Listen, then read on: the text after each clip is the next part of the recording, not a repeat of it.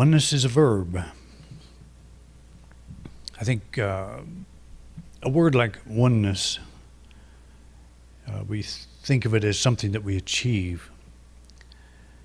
And it's important to think of it in a different way. We've already achieved it. It's not something we achieve. We've already achieved it. We are expressions of God. And we use terms like this a lot. We can say that pretty easily, let it roll off our tongue. But there's an action that we probably need to take to get the fullness of this experience of oneness. I would define truth as the omnipotence of God expressing as the spiritual essence of every individual. It's a very simple line, but it might require some thought. Truth is the omnipotence of God, that is, the full power, all the power that God is, expressing as the spiritual essence of every individual. So that full power of God is expressing as you and as me at this very moment. We act as if God is something far off, as if we're out of touch with God, and so we are consciously, and many times through the day, if not every day, all the time, that God may be present more as a concept than as a living essence, as a dynamic. The word expressing implies action or process that is in perpetual operation. And that's the key to this definition. Expressing. The omnipotence of God is expressing. That's happening now. It's not something that happened when you were born. It's not something that happened in previous lives someplace. None of us had any beginning. And we have a hard time understanding that because we think only in terms of beginnings and endings and all of these portions of life that we find ourselves in. We think of life itself as birth and death, a beginning and an end. And then all the things that happen in between as beginnings and having beginnings and endings. And they do, in a practical sense, that's a practical tool for us. We came to church, it started at 10:30 and we're going to end at whenever, probably 11:30, unless I get really cranked up here. But we think, well, it will end sometime, at some point, and then we'll have a potluck that begins and a potluck that ends. And we'll have the rest of our Sunday that begins and ends, and we go through all these beginnings and endings. And we put God into that type of context because we're so used to thinking of it in that way. When did I begin my spiritual journey? Can I put a date on it? I can remember when I found a book that opened my mind in a way that was pretty profound. But was that the beginning of my spiritual journey? Because I have to ask myself, why would I understand that book if that was the beginning? Why would I respond to that book? Why would I know something was true in that book if a foundation was not already there? I've said before, too, that if you look at all the spiritual books that you have, all the highlights, if you're in the habit of highlighting, we highlight the things that resonate with us, the things we know are true on a deeper level, and maybe that author said them in a way that we've never said them.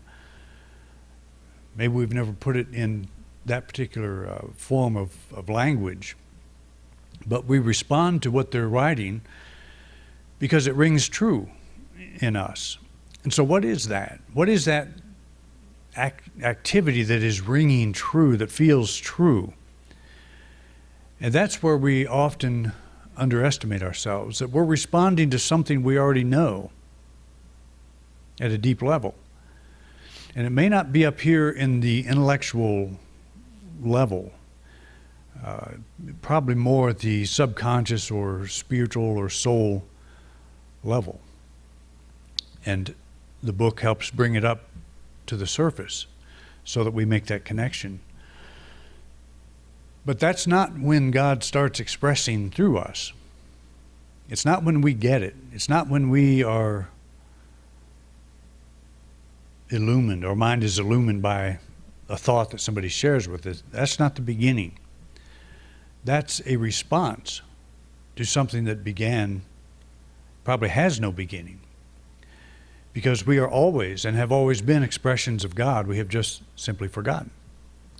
We've lost touch with that feeling level of knowing our oneness with God. And the question is, why don't we feel this activity? Well, if you could put all your thoughts that you've had this morning from the time you got up till now on a scale, how many of those thoughts would be over on the I'm thinking of God and my relationship to God side, as opposed to where's my makeup, how come the hairdryer doesn't work, shower's too hot, it's 30 degrees, thinking all kinds of things that, you put that on the other side and probably that scale will just drop over on that side. And then to think, how many times this morning was I thrilled by the remembrance, by that conscious union with God, where I experience what is true of me. I am an eternal being. It's funny because the opening screen with the saying about with the clouds and things that I wrote yesterday, I think, I looked at that and I said, I like that. That's really good, because the clouds of fear, and I don't have clouds of fear today. I have sometimes do, but not today. But there's a lot of clouds of activity. And I reminded myself as I looked at what I wrote yesterday and saw that beam of light coming down and thinking, even though my mind is clouded with something, with preoccupations of some kind, the sun is still shining, that light is still there. And just that moment of pausing was like the clouds opened, and I said, yeah, God is here. This is a divine experience.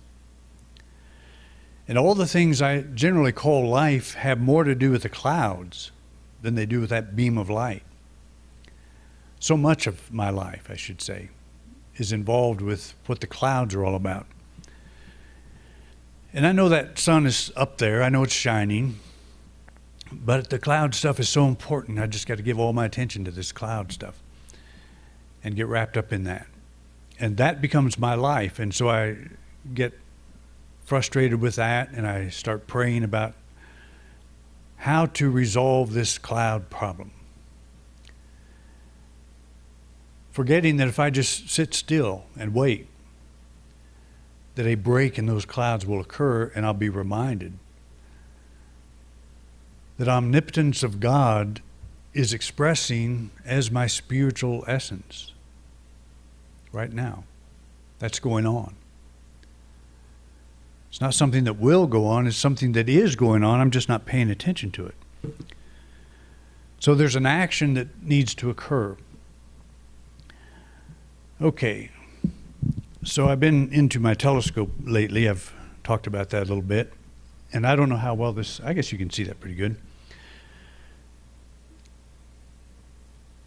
I had a problem with it. It had been in storage for 16 years, 17, I don't know, many years. And I got it out and I realized that I couldn't focus on a star. A way to focus a telescope is to focus on the star, then take it out of focus, and it makes a circle of light.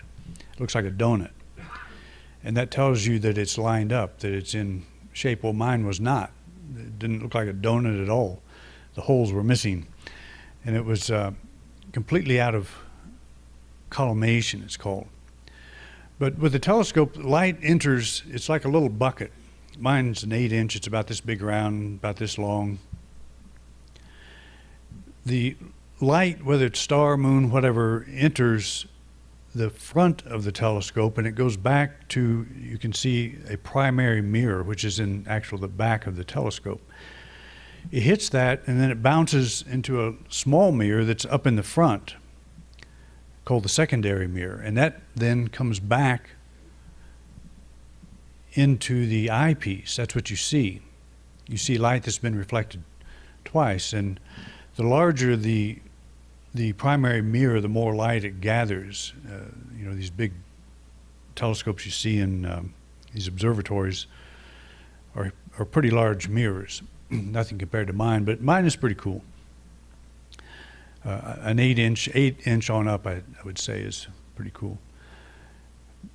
But that's how it works. And if those two mirrors get out of alignment, then you can still see the stars, but they're off. You can still see the moon. You'll see the craters on the moon, but they're fuzzy. You just can't get them in focus. So if the primary and secondary mirrors are out of alignment, the image in the eyepiece will be blurred. The telescope cannot be focused. So what this caused me to think about, I got this laser collimator that you set it up in front of the telescope. It shoots 3 laser beams into the back of the scope, and when those mirrors are out of line, it shows on a target those 3 lasers have moved. And so you have a chance, instead of going outside and trying to just fool with it until you get it right, you can do it in your house and you can get it lined up. It's called collimating. It's alignment. It's making parallel, is what the word means, to make parallel. And what we're making parallel in this case are 2 mirrors. And it made me think about us, about how we are set up. So we make these 2 mirrors parallel, but if you think of the source of light, over on the left is God light, the source of your being, always shining into the soul, expressing as the soul, which is at the back of the telescope. That's the primary mirror.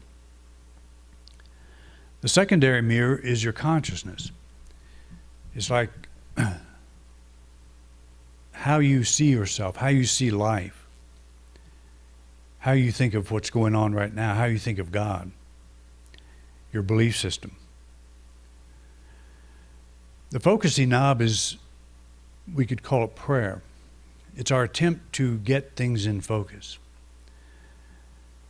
But if your soul is not lined up with your consciousness, if your consciousness and soul are out of sync, you see, the thing is, the God light is always shining into us. The light is always coming into the telescope. But that doesn't mean you can see clearly. And you can focus till you're blue in the face, because I tried it, and I was blue in the face. And I could not get it focused. And it suddenly occurred to me that my mirrors are out of alignment. So you can pray, and you can pray, and you can pray for an answer and not get it. The word prayer means in Aramaic to make an adjustment. So the focal knob is a perfect example. You want to make an adjustment, but what you want to adjust is the consciousness. We want to bring our consciousness into alignment with the soul. And I know this is confusing to people. What's the difference between consciousness and soul? Your soul is your spiritual essence. It is the unchanging I, that I am, the reality. It's the Christ nature, to put it in biblical terms, the image likeness of God. But isn't there a part of you that's not the image and likeness of God? Isn't there a part of you that's not really perfect, that's not always happy, that's concerned about issues in life, and that wonders what the future holds and has all of these concerns? Do you think God does that? Does your soul worry about all these things that this other part of you worries about? So you understand there are two levels of you. The consciousness is the surface, and it is the belief system. If you believe God is up in the sky someplace, you're going to treat God as being up in the sky. You're going to treat God as, I need to do something to please God so God will answer my prayer. I'm turning my focusing knob as hard as I can, trying to please God and bring my life into focus. But if the consciousness is out of alignment with what is true of us at the spiritual level, we will never bring it into focus. We will, as James said, be praying amiss. And so the practice of meditation is the setting up of the laser, so you bring the two mirrors into alignment. We don't think ourselves into alignment. Thinking is a reaction. It's not an action. It's an action on one level. But from a spiritual perspective, you don't think yourself into oneness with God. You let go of all that is untrue of yourself at the soul level. So you're having this problem, and you're sitting there wondering what to do about it, and you feel fear and you feel anxiety. Is that a quality? Are these qualities of your soul? Were you given a spirit of fear? Is this the reality of you? And you might say, well, I'm feeling that, so it must be, but what's this spiritual thing about? Is it about filling our heads with concepts, spiritual concepts? Or is it an action of aligning our consciousness with our soul, with the truth of our being? And I think that's what it is. So meditation, we take our hands off the focus knob. We stop praying. We stop trying to make things work. And we bring ourselves back into focus. We become still and know that presence of God. And if you're having a problem, this is one of the most difficult things to get. Because when we have a problem, we must do something to solve it. We're action-based, action-oriented people. We have to do something to solve it. But what if the doing is a letting go, which it is? That's an action. It's a letting go.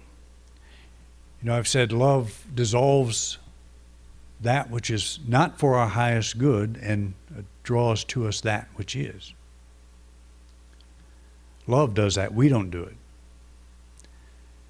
If you affirm love is working for my highest good, that means I'm willing to let go and say, love is now dissolving that which is not for my highest good and is drawing to me that which is. And so when the drama of life is occurring, all the stuff is going on out here and I don't quite know, can I not say to myself, love is doing this. Love is dissolving that which is not for my highest good. Well, what if I think that thing is for my highest good? Well, I'm going to just keep trying to focus the knob. I'm going to keep turning that thing and being frustrated, praying for God to resolve this thing when God is saying, it's being resolved. Just let go. Just be open to this or something better. It makes perfect sense when you think about it from this way. Do you think you were created with flaws? Do you think you were created imperfectly? Do you think your soul is incomplete? If you do, then you will always be trying to focus your telescope because your consciousness, your belief system is not going to be in alignment with what is true of you at the deepest level.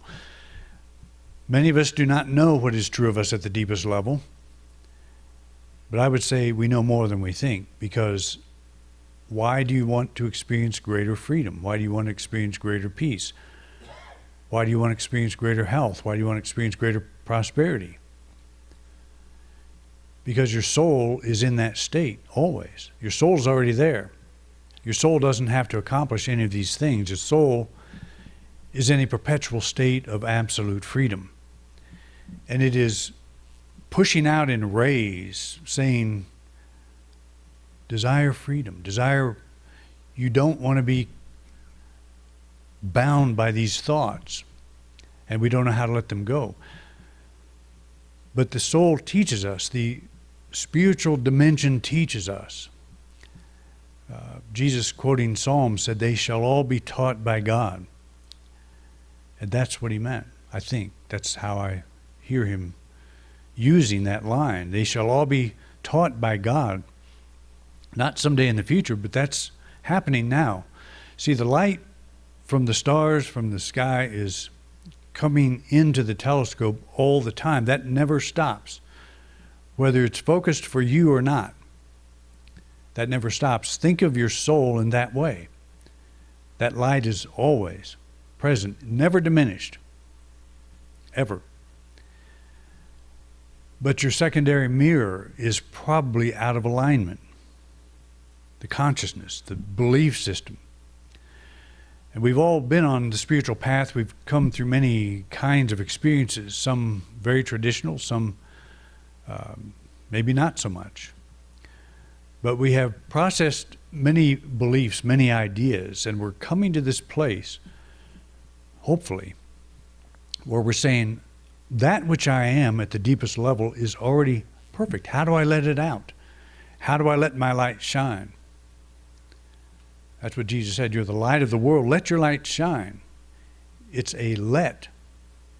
It's a verb. It's let it happen.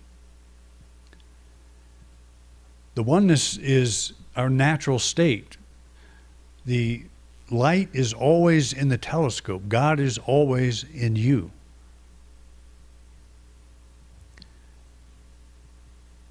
But your secondary mirror may need adjusting.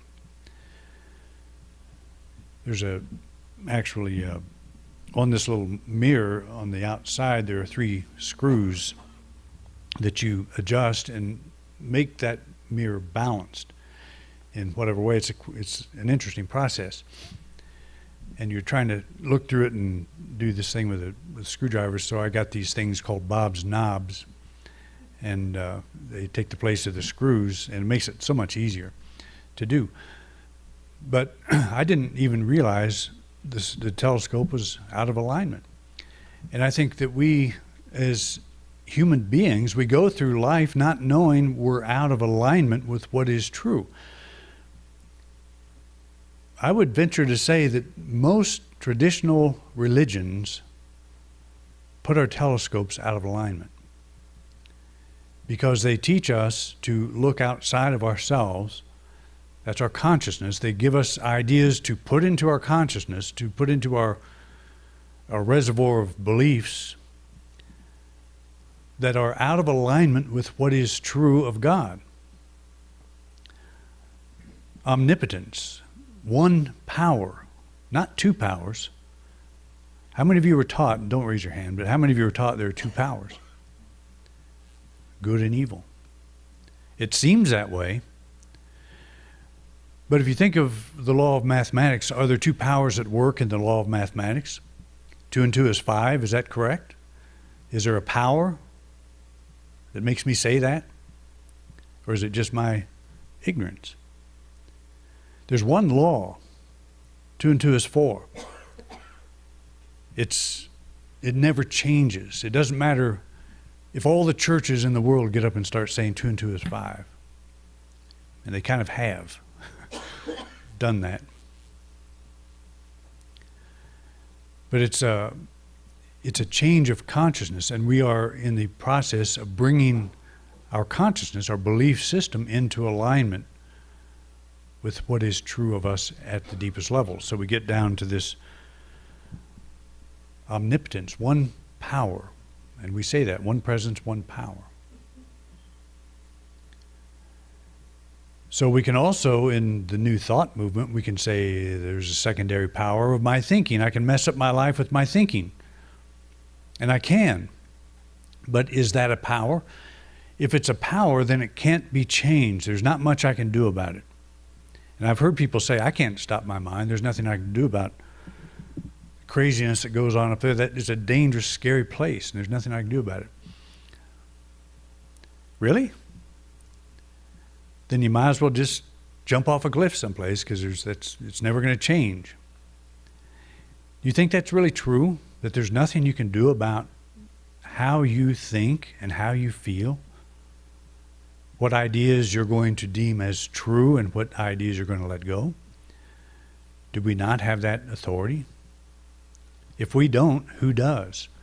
Are these things imposed on us and we don't have any choice? We just have to think that way and live that way the rest of our lives? Well, we are taught in many ways that is true. That we're the sum total of our experience. We're the sum total of whatever this body has been through since we've been on this planet. And then we go to the religious thing, and we're the sum total of whatever it is that we're told there. I was taught that basically I was a worm of the dust and born in sin and all that stuff. Who believes that? Do you think you were born in sin? If you do, then you'll live that way. You'll have a problem. But if you get to the point where you say, I'm an expression of God, how could I be born in sin?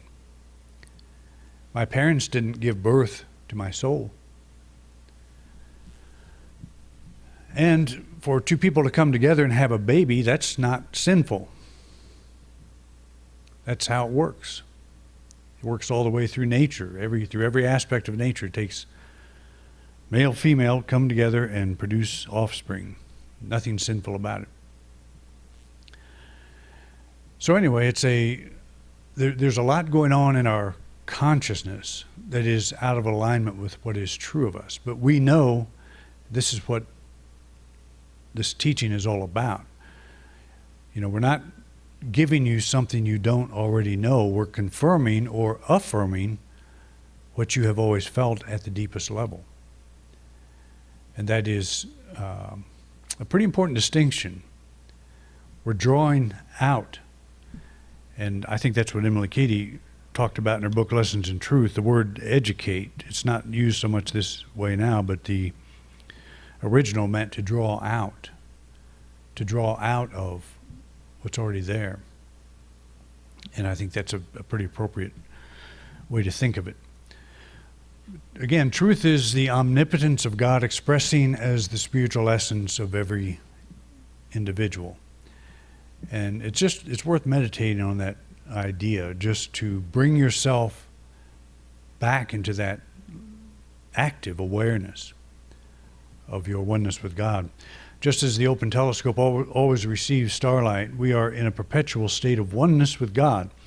Experiencing this oneness requires an active alignment. That's the verb. A letting go of life as we think it should be, so we may behold the light of God as it is. It is then that our world comes into focus.